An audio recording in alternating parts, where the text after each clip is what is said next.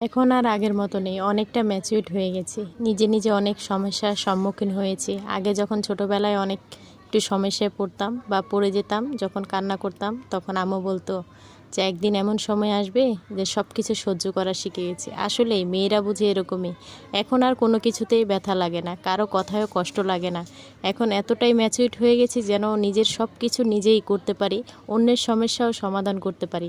আসলে আমাদের মেয়েদের জীবনটা হয়তো বা এরকমই, আমরা মেয়েরা সব কিছু সহ্য করে নিতে পারি, সব কিছু করতে পারি।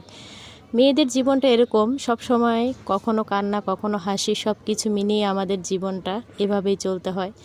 মেয়েরা জানি না কেন এই সমাজে বেশিরভাগই অবহেলিত হয়। সব মেয়েরা না, কিছু মেয়েরা অবহেলিত হয়, কিন্তু আমাদের মেয়েরা দেখেন সব জায়গায় কিন্তু আমাদের মেয়েদেরকেই লাগে।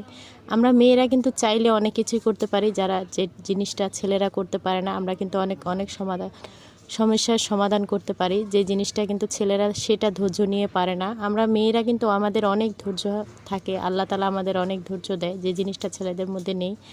আর ছেলেরা তো বাহির সামলায়, মেয়েরা কিন্তু বাহিরও সামলাতে পারে, ঘরও সামলাতে পারে, সব কিছুই করতে পারে। আল্লাহ তাআলা মেয়েদের মধ্যে এমন একটা শক্তি দিয়ে দিয়েছে, যেটা ধৈর্য শক্তি, যেটা সব দিকে সামলিয়ে মেয়েরা পারদর্শী হতে পারে। তো এই জন্যই আর কি বললাম, এক সময় যখন ছোটোবেলায় কোনো কিছু না পারতাম, তখন আম্মু বলতো যে একদিন এমন সময় আসবে যে সব কিছু নিজের হাতে গুছাবা, সব কিছু নিজের হাতে করবা।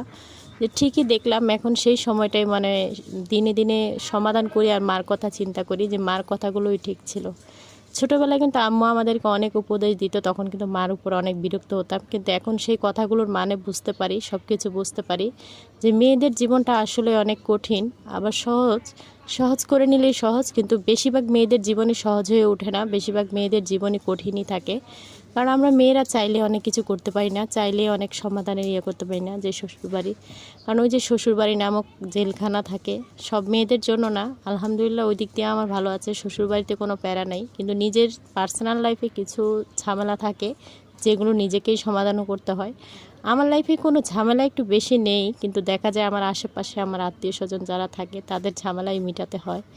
একটুখানি ছোট মানুষ, কিন্তু অনেক কাজই দায়িত্ব কাঁধে নিতে হয়, পরিস্থিতির শিকারে পড়ে সব কিছু সমাধান করতে হয়।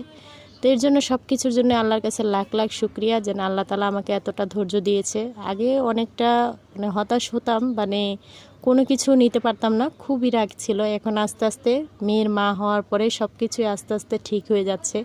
আসলে মেয়ের মারা হয়তো বা এরকমই হয়, মেয়ের মা হওয়ার পরে বোঝা যায় ধৈর্য কাকে বলে।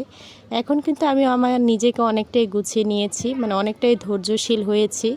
কারণ আমার মেয়েটা হওয়ার পরে, আগে কিন্তু আমার এতটা ধৈর্য ছিল না, এখন আমি অনেকটাই ধৈর্য ধরি, কারণ আল্লাহ আমাকে সেই জিনিস